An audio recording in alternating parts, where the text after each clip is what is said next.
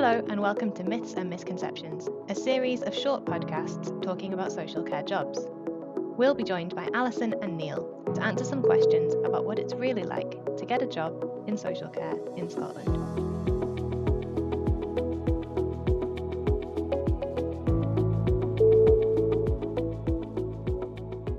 Hello, it's Alison and Neil, and in this podcast we're going to talk about the misconception that social care is all about personal care. If you talk to people about jobs in social care, you hear people who are hesitant about it. They're really concerned about supporting people to use the toilet or take them to the shower, and this puts them off, or they're worried that they might not do it right. If you listen to the media, you could think that helping people get up and dressed, then back to bed is all that social care workers do. What should people know about this before they decide whether social care is for them, Neil? So, not every social care job involves personal care. For example, you can be working with people and helping them access support for their mental health or to support recovery from addiction. And within those services, you're unlikely to require to undertake any personal care. There's lots of people in supported housing that might need prompted to do their own personal care, but it's not necessarily something that you would need to do with them. If it's something you're very worried about, the best thing to do is ask providers about it and don't assume that it's something you'd have to do as part of every job. But it is important to note that there are social care jobs that do involve personal care. And I think it's good to go through kind of what does this mean?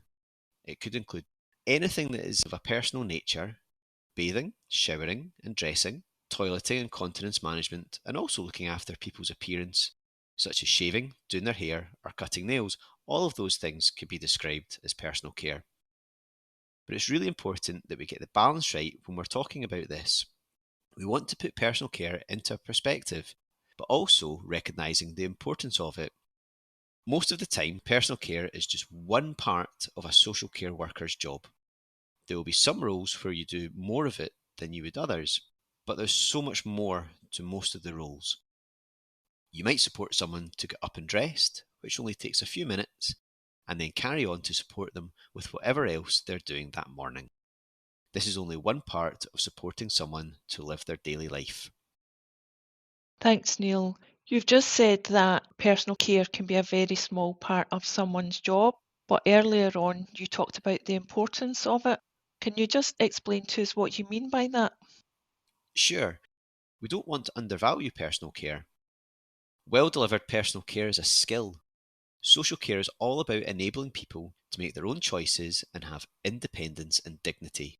Undertaking personal care can make all the difference to that individual and how they feel about themselves, because these are things that people do to look after themselves.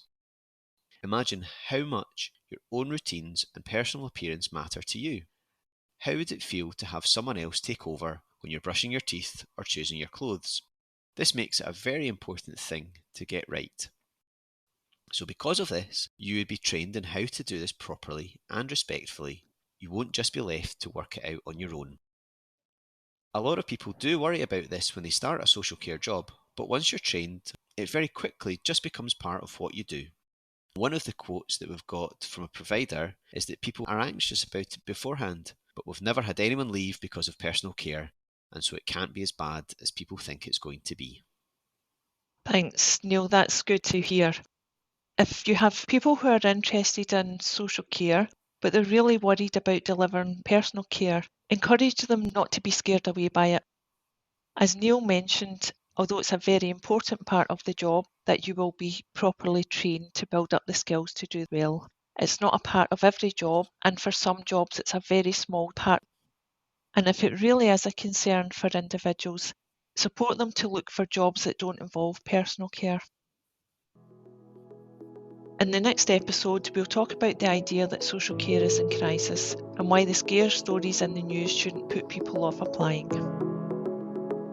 You've been listening to Myths and Misconceptions, a podcast by the Coalition of Care and Support Providers in Scotland, with music by Melody Loops and content contributed by social care providers from across the third sector.